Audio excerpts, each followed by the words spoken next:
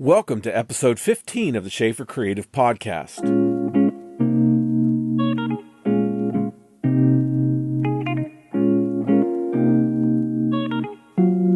One of the things that fascinates me about artists is how they got to where they are as creative professionals. What were the formative influences that shaped them as artists? What were the major challenges they faced, and what drove them to overcome the obstacles? Annapolis painter John Ebersberger is no exception. After graduating from a prestigious art school, John discovered that his school had not taught him how to draw or paint. And under the tutelage of a great artist named Cedric Egeli, he applied himself to become the brilliant painter that he is today. I met John at his studio in Annapolis. Why don't you start off by telling me, just to give me a nutshell of who you are and what you've done. Who I am. Okay, well, I guess as a kid I always wanted to be a cartoonist. And I ended up working my way through the Maryland Institute College of Art, which is in Baltimore, by drawing caricatures on the Ocean City Boardwalk. And in those days I could earn half of my college tuition during those couple of months in the summer to pay for half of my college, believe it or not. And it was a great artistic education because you were making drawings for people, and they had to have a certain quality to them because the people were paying you to draw their picture. That's right. So it was like, really frontline training, That would have been nerve-wracking for me at that Oh age. my gosh. Oh, it was very nerve-wracking. And I wasn't ready. And the guy that ran the caricature stands hired me specifically because he thought, for one thing, I was maybe 16 when I started, but I looked about 12. So he had this notion that I was going to be this child prodigy. You see, that people were going to go, oh dear, look at the marvelous child cartoonist. What a miracle, But it didn't turn out that way because I was so nervous. I was sweating bullets drawing these people, and it was. I think it was a little bit, but that's how we learn in life, right? For sure. Trial by fire. And if I hadn't had that experience, I would have ended up a different human being, I think. But as it happened, I started getting quite a few rejects, and I was demoted to the day shift on the Ocean City Boardwalk, which everybody came out at night. But all of a sudden, I was there during the day because I wasn't, that good. But what happened was we had a string of very rainy days, bad weather days, which meant everybody was all of a sudden on the boardwalk during the day. And so I just dug in and drew, and I think that was kind of like the turning point for me, And so anyway, I continued to love drawing cartoons and so forth. But after graduating from the Maryland Institute, and by the way, at that time, I won't make any negative comments about art schools nowadays, but at that time, the art schools in the country were very influenced by, I would say, modernist tendencies. There was a lot of conceptual art at the time, and just the skill of realistic representational painting and drawing really wasn't. It really wasn't talked about too much at the Maryland Institute. It was kind of deemed passé. I don't know. Was this in the early 80s or late 70s? No, this was the 70s. Yeah, mid-70s. I left high school a year early, so I was, it was in mid-70s. I think I graduated from college in 1976. So it was during the 1970s. But immediately upon graduation, while I was at the Maryland Institute, I took a number of independent study classes, and it gave me the opportunity to concentrate on my own artwork, which at the time happened to be comics and cartooning. And I produced a comic book centered around my experiences in Ocean City called O.C. Funnies.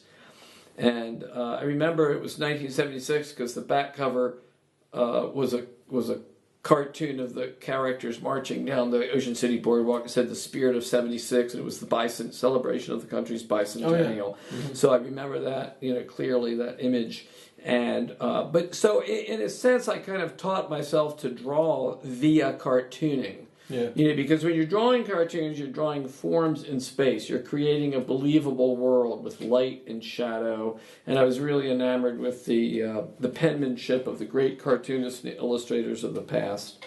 So that kind of influenced the look of what I was doing. But I can't really say that I had good fundamental classical training, which artists and illustrators at let's say the turn of the century would have gotten. I really wasn't lucky enough to get that at the Maryland Institute College of Art at that time. Now, was this when you were sending letters to cartoonists? Or was that earlier? I used to write to cartoon. Right. I wrote to cartoonists. I guess when I was in high school, around that time in high school. I think earlier, I was really enamored with cartoonists, and I would write them letters like Dick Moores, who did Gasoline Alley, Johnny Hart, who drew BC at the time, Bill Keane, who did the Family Circus. Father of Family Glenn Circle, Keane. yeah. My audience will like to know that he's the father of Glenn Keane. The father of the great animator Glenn Keane was Bill Keane, who drew the Family Circle. And it was called the Family Circle. Circus. Or was it the Family Circus? I never could get it right. Maybe it's the Family Circus, but it was drawn in a circle. That's why it's easy to mess that up.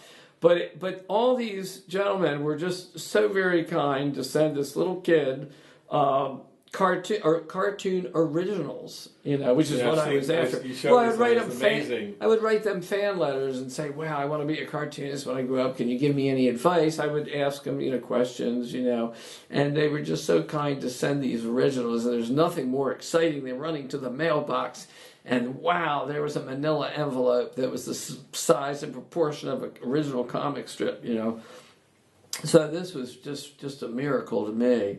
I remember my parents took me down to someone in the neighborhood had met Johnny Hart's partner, Brant Parker, who drew the Wizard of Id comic strip. And he had a studio in Virginia, not too far from where I lived in Annapolis, Maryland. So my parents were good enough to, just brazenly, when you're a kid, you got nerves, I called the guy up, and said, "Hi, I'm, John Ebersberger, I'm a cartoon, I want to be a cartoonist." I was a kid at the time, whatever, junior high school.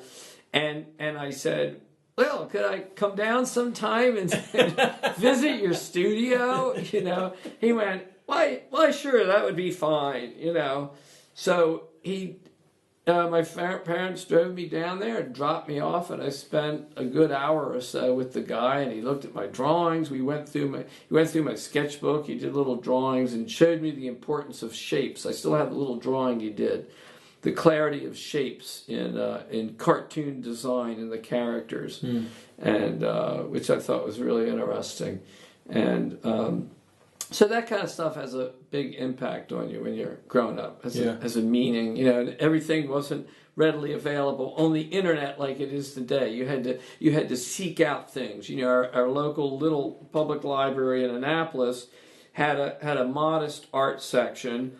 And there was, let's say there's 5 books with cartoons in them. You got to know those 5 books very intimately, and one of them, even if they weren't good. Yeah, but they happened to be very good. One of them was Jules Feiffer's The Great American Comic Book Heroes, where he profiled, there was early Superman in there. He profiled The Spirit by Will Eisner. Okay. Some of the other key cartoons, Jules Feiffer, who ended up drawing for the, what's the artsy paper in New York City? It used to be the Village Voice. Okay. He started doing cartoons for the Village Voice, Jules Feiffer. But anyway, what's my point? Oh, they had a number of art books at Anne Arundel County Public Library on West Street, and another couple of books they had were a collection of New Yorker cartoons. Oh yeah, from the early. They would come up with these albums, Yeah. that were like 10-year intervals or whatever, say 20s through the 30s, or I forget how often they would. But there were some really great draftsmen in those early New Yorker cartoons, like the Charles Addams cartoons and Goliath Williams. Really tremendous draftsmen in disguise as cartoonists. Yeah. I mean, you had to be a brilliant draftsman to be a cartoonist, but most people didn't know. Most people didn't know that. That's right. Right? That's a big secret. That's the big misnomer. Even in animation, you're just doing your cartoons, but you're animating and moving in all kinds of places. Oh my gosh, yeah, and you've got to know how the figure works in space. And I mean, to this day I marvel, and I've started going, eBay is a wonderful resource, and I've started reacquiring some of these albums of old New Yorker cartoons, and it's amazing to see the transformation of cartoon styles from the 20s into the 30s, into the 40s, into the 50s, and gradually they become more and more and more and more stylized, and from hyper realism into more stylized, and there's various stages along the way that are really very interesting. Yeah, and you probably see that in animation, right? Yes, totally. So there I was as a kid cartoonist. I viewed myself as I was going to be a cartoonist. That's fine. That was great. But me and a friend of mine, we went to this sketch group. The very year that I got out of the Maryland Institute, there was a local sketch group, and me and my buddy Jeffrey in Annapolis. In Annapolis, it was at the Weems Creek Community Center, teeny little funky old historic building that's still over there across the Weems Creek Bridge. And I went in there, and there's this room full of artsy people in a circle around a model stand, And there's a woman on the floor. She had all her crayons all spread out, a little beret on her head. All these artsy-looking people, what you'd think of as artsy people. And I'm sitting there in there drawing, and I was really into pen and ink, so I was doing drawings of the model in India ink. And the door opens, and this guy walks in, and it was like, he had a very serious expression on his face, and I remember thinking, this guy does not look like any artist I have ever seen in my life. He is clearly a pervert here to look at the nude model. I was very clear that that's what was happening, because here was a room of artsy-looking people, and this guy walked in. I said, ain't no artist that I've ever seen. He don't belong here. Hey, I don't know what's going on here. And then there was a break, and I did I'm going to go check out what this guy was doing. I go over, and there, he hadn't even drawn the whole figure. He had drawn the most beautiful head, the most beautiful portrait in full light and shade and charcoal that I had ever seen a living artist do. It baffled me. I was like, whoa, light and shade, miracle, Why wasn't I taught this in art school? Wow, really? And it happened. And so I went. You did nothing in light and shade in art school.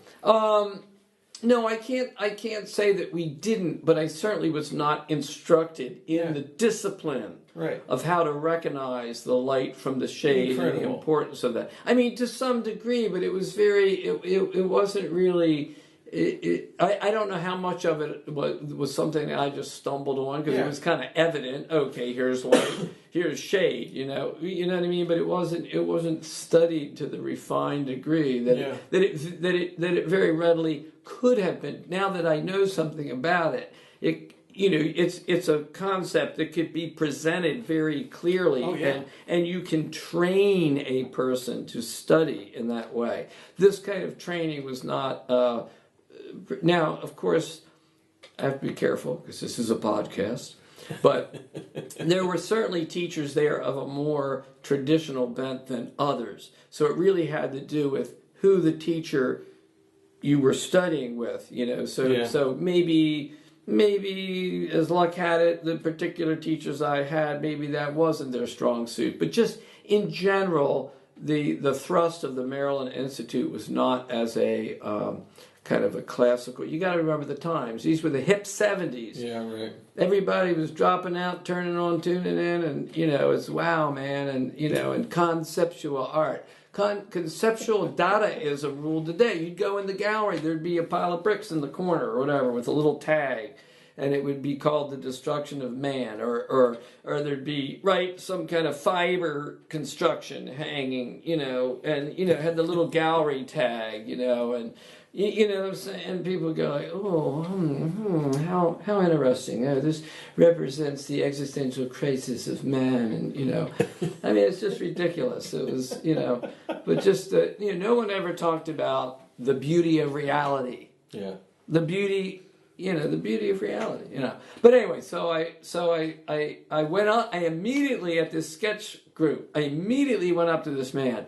And mind you, I just graduated from the Maryland Institute College, where I had my degree, I just went right up to him, I said, would you teach me how to draw? It's like, I knew that I didn't know how to do what he was doing, Wow. Yeah, and he looked at my drawing, and this is a man, his name is Cedric Egeli, and he ended up being my teacher, and to this day, I still consider him my teacher. But he has a manner of speaking, which is a little bit, he kind of mumbles under his breath a lot, So I said, I showed him my drawings. I said, what do you think of these? What should I do? And he muttered cryptically, draw longer lines. He said, draw longer lines. And I'm like, what the hell does that mean? Draw longer lines? What? Well, after studying with him, for several years and now figuring this out, he meant long lines of relationship that flow through the figure. So you don't start at the head, trace down one side. Oh, there's an elbow. Now I'm coming down here. Draw. But actually follow the flow of the form. So if animators would be thinking about a line of action, perhaps a flow through the entire figure, or and he had the good fortune of studying with Frank Riley at the Art Students League. Oh, did he really? Who taught many illustrators. And who had an impact on the animation community. Yeah, for sure. Because he taught Fred Fixler, who taught out in California, who taught a lot of animators. I studied under guys who studied under Fred Fixler. Oh, there you go. Well, there you go. So, yeah, and I think anybody of some artistic merit almost always has some kind of pedigree that you can trace back to a particular... Incredible. Powerful entity that communicated this knowledge, and Frank Riley was a student, I think, of Dean Cornwell. Yeah. So a lot of this stuff came down, and then who knows where Dean Cornwell got it Harvey from. Dunn. There you go. So it goes back and back and back to Howard Pyle. There you go. And and then Howard Pyle was over studying it, and they were over learning it in France. That's incredible. Yeah, Frank Brangwyn. Right.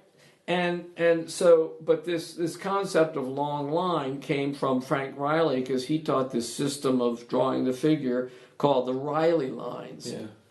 And the Riley lines were kind of a systematic, you could think of it, I mean, they were lines of construction that were available in the figure, but they were also lines that the eye would follow through the figure. Yeah, because like a rhythm. Like a rhythm, yeah. So you could go from the mastoid process behind the ear down to the sternal notch, down the length of the breastbone to the linea alba, down to the weight-bearing leg. You'd have this one single line that would encompass all these points, and then there'd be one line, this with the tracing of the rib cage. One of the lines was the line of the skull, and you'd have these. There were these two inverted kind of triangular patterns. One was the breadth of the shoulders down to the crotch, and then you had the breadth of the hips up imaginarily through the rib cage to the outside of the neck. And these two systems kind of superimposed on one another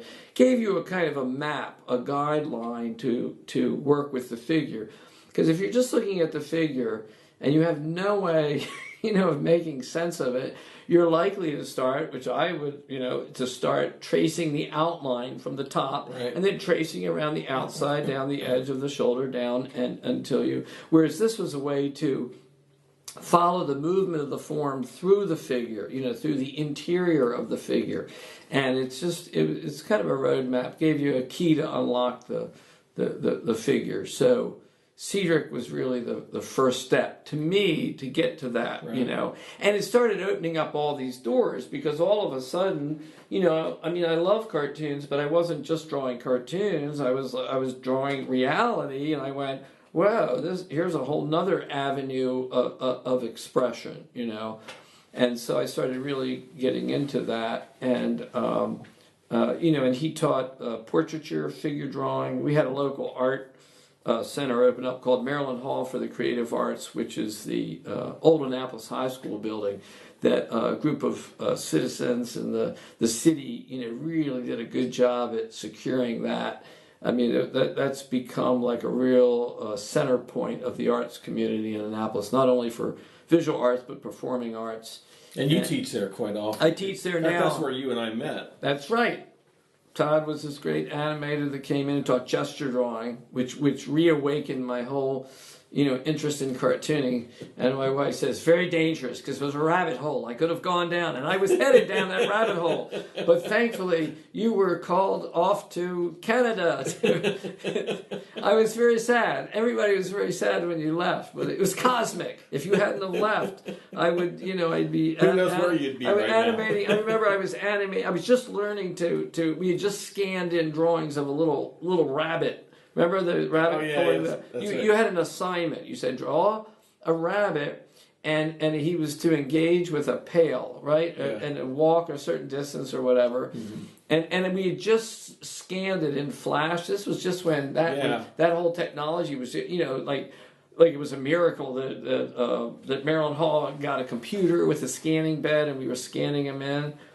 And it might have been mine. Maybe it was your computer. I brought my computer. And I just had that brief whiff of seeing this little character that I had animated, and I was like, whoa, that was so cool, And then I think like a week after that, oh, I'm gone. You were off to Canada, There was the beginning and end of my animation career. Cool, back to painting. Next week, I'll continue my conversation with John as he introduces us to another painter who contributed to his artistic development. A painter who was a brilliant colorist named Henry Henshey. You don't want to miss this episode. Schaefer Creative is a product of my family of 6, all of us pursuing careers in film or the arts. This is our place to showcase our art, document our growth, and share what we learned. We hope you'll find value in learning from our artistic convictions, our mistakes and successes, and the guidance we share as a family. In the Conversations with Creatives edition, I invite my friends, colleagues, and heroes to talk about their craft, their education, and professional life in their art. I'm animation director Todd Schaefer, the father, and your host on this edition of the Schaefer Creative Podcast. Thank you for joining us on this edition of the Schaefer Creative Podcast. You will find show notes for this episode and more information about Schaefer Creative at schaefercreative.studio. Music is by Lee Rosevere.